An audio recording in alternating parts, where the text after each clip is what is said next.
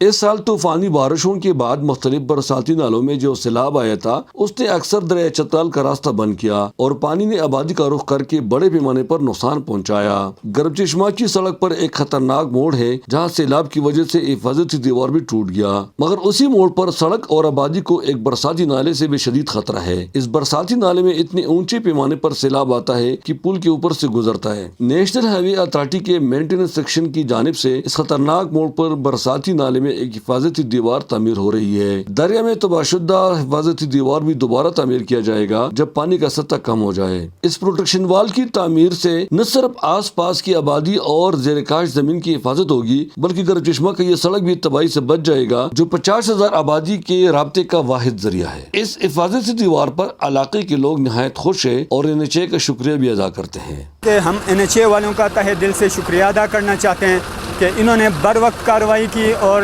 اتنے قیمتی اثاثوں کو بچایا، اور اس کی وجہ سے ہم NHA والوں کا بہت شکریہ ادا کرتے ہیں۔ یونیورسٹی آف چترال کے اسٹوڈنٹ ہوں اور میں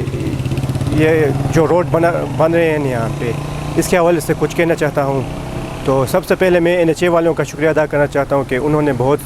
اچھے اقدام اٹھائے ہیں اور یہاں پہ جو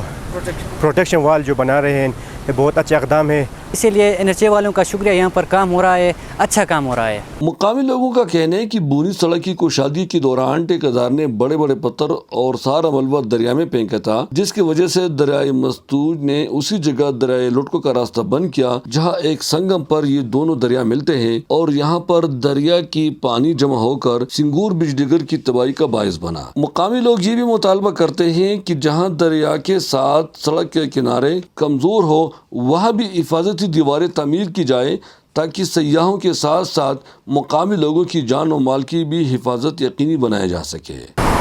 نیشنل ہائی وے اتھارٹی کی جانب سے گرب چشمہ روڈ پہ اس خطرناک موڑ پہ جو حفاظتی دیوار تعمیر کی جا رہی ہے، اس کی وجہ سے اگر یہاں پہ گزرنے والے لوگوں کی جان و مال کی تحفظ ہوگی، ساتھ ساتھ یہ جو مکانات ہیں ان کو بھی حفاظت ملے گی، تو دوسری جانب یہ سڑک کشادہ ہوگا اور حادثات کا شرح کم سے کم ہوگا۔